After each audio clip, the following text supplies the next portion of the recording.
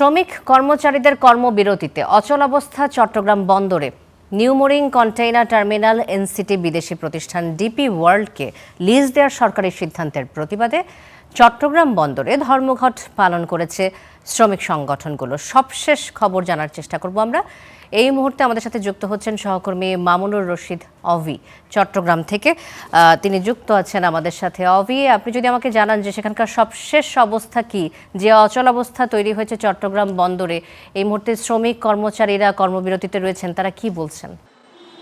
শালীন, আপনি জানেন চট্টগ্রাম বন্দর দেশের অর্থনীতির জন্য অনেক গুরুত্বপূর্ণ। সে কারণেই এটিকে ঘিরে নানা ধরনের আলোচনা গত কয়েক মাস ধরে হচ্ছে। আমরা দেখতে পেয়েছি মূলত বিদেশি কোম্পানিদের হাতে বন্দর ইজারা দেওয়ার যে কথা উঠছে, সে কারণে কিন্তু শ্রমিক ঐক্য পরিষদ থেকে শুরু করে অন্যান্য যে সংগঠনগুলো রয়েছে সবাই এর বিরোধিতা করছেন।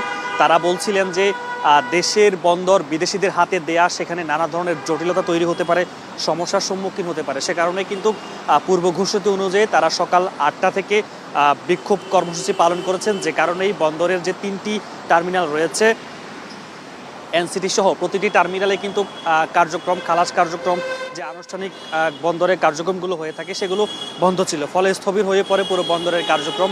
আমরা দেখেছি বন্দরের সকাল থেকে কোনো ধরনের পণ্যবাহী ট্রাক প্রবেশ করেনি এবং কোনো শ্রমিক কর্মচারী সেখানে যাননি, ভেতরেও প্রবেশ করেনি। তারা তাদের যে কাজকর্মগুলো ছিল সব কাজকর্মগুলো কিন্তু তারা বন্ধ রেখেছেন। ফলে এই যে অচল অবস্থা হয়েছে সেটির জন্য তারা বলছিলেন সরকার যে সিদ্ধান্ত নিয়েছে সেই সিদ্ধান্ত থেকে যেন সরে আসে এবং বিদেশিদের হাতে যদি বন্দর ইজারা দেওয়া হয় সেই ক্ষেত্রে বন্দরে যারা শ্রমিক কর্মচারী আছেন তাদের যে চলে যেতে হবে বা তাদের কর্মহীন হয়ে পড়বে সেই বিষয়গুলো কিন্তু বলা হচ্ছে এবং আলটিমেটাম কিন্তু দেওয়া হচ্ছে শ্রমিক ঐক্য পরিষদ কর্মচারীর পক্ষ থেকে। তারা বলছেন এই সিদ্ধান্ত থেকে সরকার যতক্ষণ না পর্যন্ত সরে আসবে ততক্ষণ পর্যন্ত কিন্তু তাদের যে আন্দোলন সেটি কিন্তু চলমান থাকবে। শার্লিন, ধন্যবাদ আপনাকে।